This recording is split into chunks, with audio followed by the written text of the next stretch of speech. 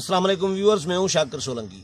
Viewers, chairman senate Sadiq Sanjrani ने आज बिलाखिर senate का इजलास बुला लिया है। ये इजलास अपोजिशन की रिक्यूजेशन पर बुलाया गया है। चेयरमैन सेनेट के ख़िलाफ़ जो अपोजिशन ने तहरीक अदम एतमाद की करारदाद और नोटिस जमा कराए हैं, रिक्यूजेशन भी जमा कराई थी कि इजलास बुलाया जाए और तहरीक अदम एतमाद की करारदाद पर बहस कराई जाए। तो इस पर ख़त किताबत भी हुई सेनेट चेयरमैन और अपोजिशन के दरमियान। आज एक ख़त भी लिखा अपोजिशन को कि मैं करारदाद की या तहरीक अदम एतमाद का मुकाबला करने के लिए तैयार हूँ। मैं इदारे की साख को बचाना चाह रहा हूँ, मैं अपनी ज़ात के लिए फ़िक्रमंद नहीं हूँ। तो आज उन्होंने ख़त भी लिखा था और इजलास भी बुला लिया है। 23 जुलाई को सिपर 3 बजे इजलास होगा। अब चेयरमैन सेनेट इजाज़त देते हैं अपोजिशन को करारदाद पर बहस करने की, या कोई नई रूलिंग देते हैं पुरानी जो रूलिंग्स का, मुख्तलिफ चेयरमैनों के रूलिंग्स का हवाला देकर क्या फ़ैसला करते हैं, वो 22 तारीख को एजेंडा जारी होगा तो क्लियर हो जाएगा। रज़ाक खट्टी साहब कवर करते हैं पार्लियामेंट को, खट्टी साहब से डिस्कस करेंगे। खट्टी साहब, इजलास तो बुला लिया है चेयरमैन ने, बहस भी करने देंगे आपको लग रहा है? बहुत शुक्रिया शाकिर साहब।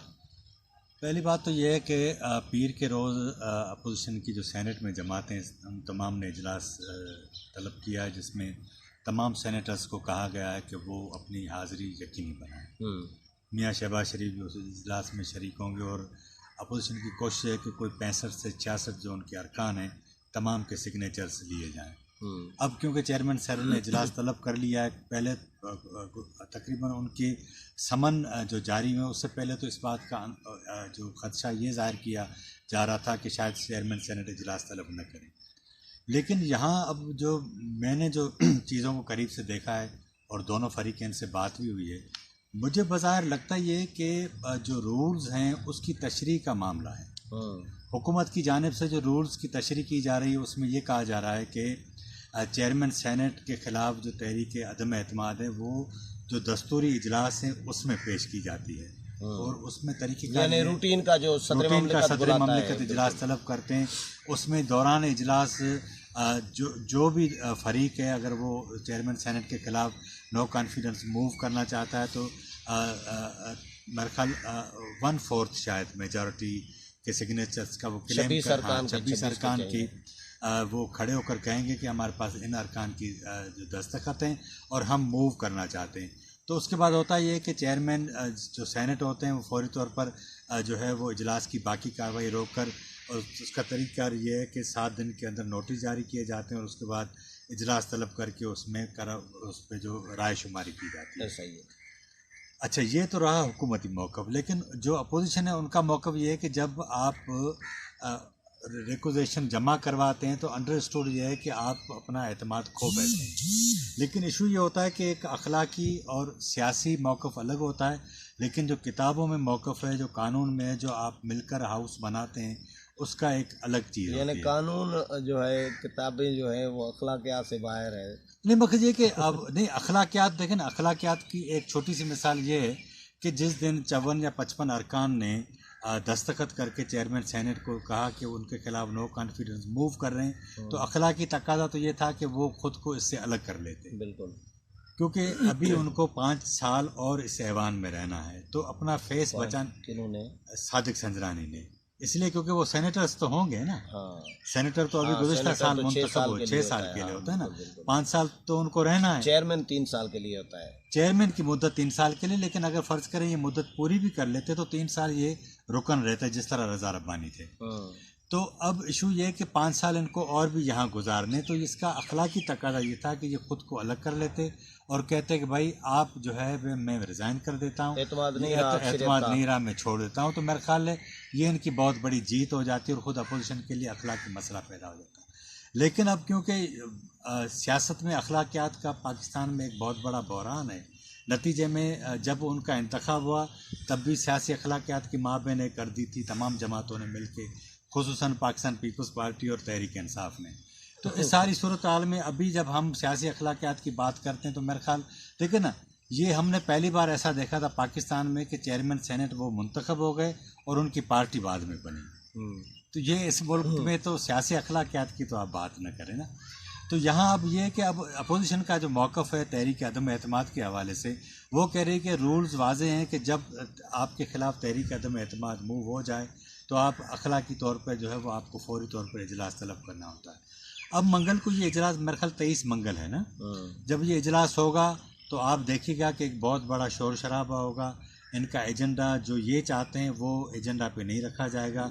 नतीजे में वो एक दिन का इजलास होगा, शोर शराबा होगा, तकारीर होंगी और इजलास मुलतवी कर दिया जाएगा। तो इस सारी सूरत हाल में जो मुझे लग रहा है कि ये कोई ज़्यादा इतना नहीं लग रहा जो अभी तक की सूरत हाल है। मुमकिन है चेयरमैन सेनेट को आगे दिनों में कोई होश आ जाए और वो कोई कर दें कि भाई मैं इस ओहदे को छोड़ देता हूँ क्योंकि मेरे पास अक्सरियत नहीं रही।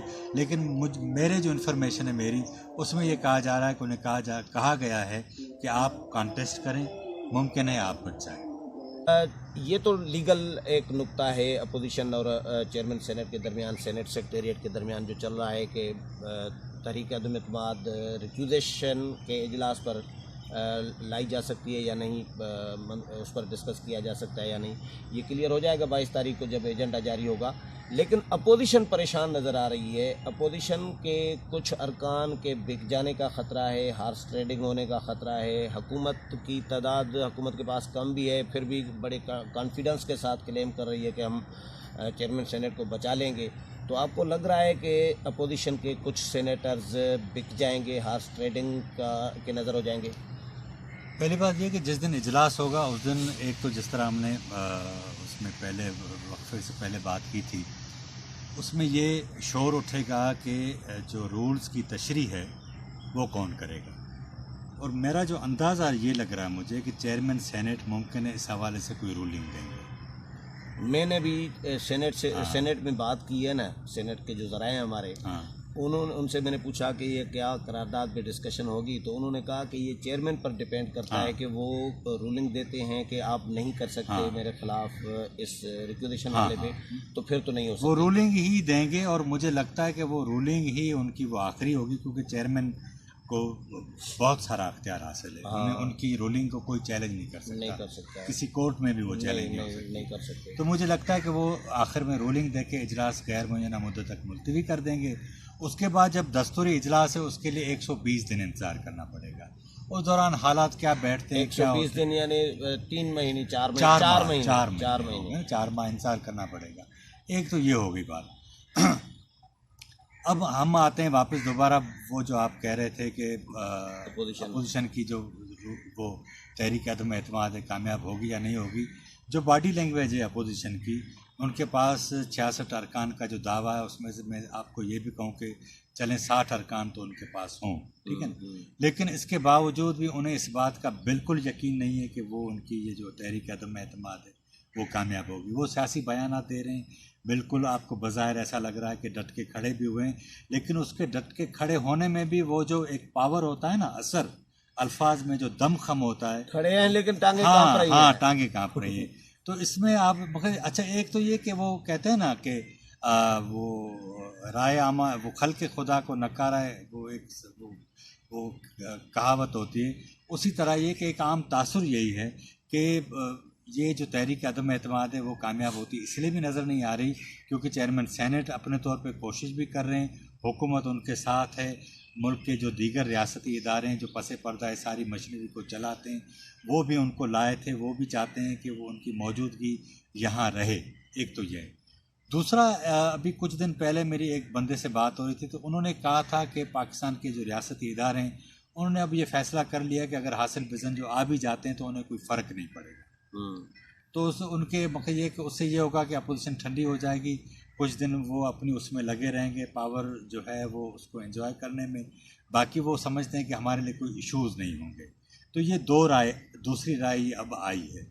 तो इसमें मुझे ये लगा जो इदारे हैं वो सादिक संजरानी को बचाने में इंटरेस्टेड नहीं है। हाँ, मकसद ये कि एक ये मौक़िफ़ आया है सामने, उसका सबब ये भी कहा जा रहा है कि अगर फ़र्ज़ करें ये 66 या अक्सरियत होने के बावजूद अगर ये नाकाम हो जाती है तो दुनिया भर में वो ये बात कहेंगे कि यार इन्होंने हमारी जो जेन्युइन किस्म की जो तहरीक अदम एतमाद थी उसको भी नाकाम बना दिया, इसके अंदर इदारों के अंदर इतनी मुदाखलत सियासी इदारों के अंदर बढ़ गई है।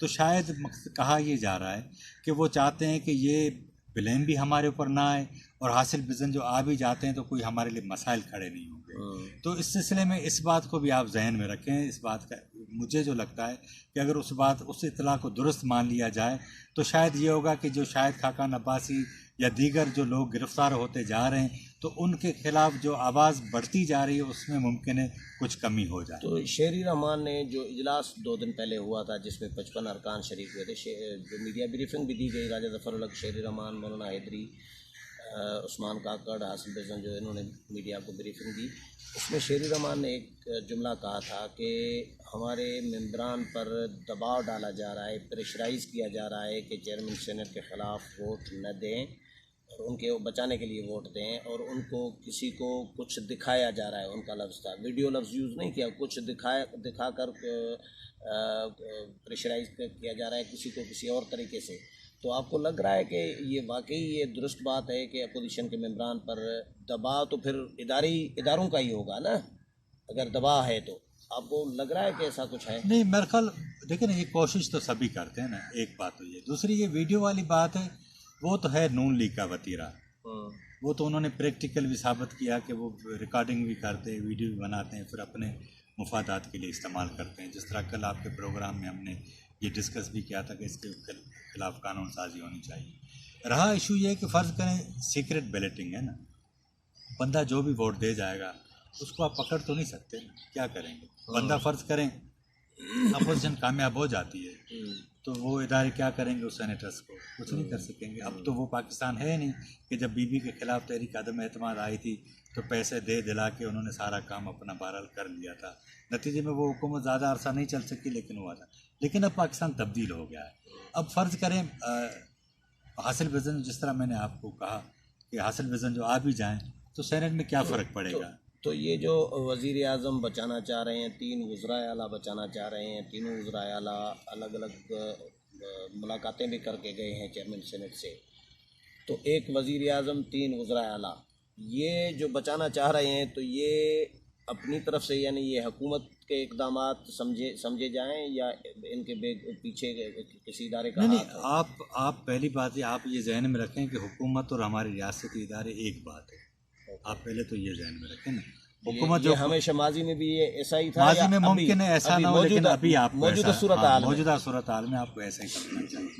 तो इस सूरत हाल में दोनों की कोशिश है, लेकिन अब जो मैंने आपको अभी गुजारिश की कि जो सेकंड ऑप्शन है, फ़र्ज़ करें एन टाइम पे वो कहते हैं कि भाई जो जेन्युइन जिसका हक बनता है उसको दे दें, तो उसका एक नतीजा हुकूमत को जो फेवर मिलेगा रियासती इदारों को, फ़र्ज़ करें शाहिद खाकान अब्बासी या दीगर आने वाले दिनों में गिरफ़्तार भी होंगे, तो कम से कम वो लोग कहेंगे कि यार देखें सेनेट चेयरमैन इनका था, हमने इनको दे दिया, हमने कोई मुदाखलत नहीं की। अब जो इन्होंने जो सारा काम किया उस पर इदारे आज़ाद हैं, काम कर रहे हैं, तो ये अब क्यों चीखते हैं?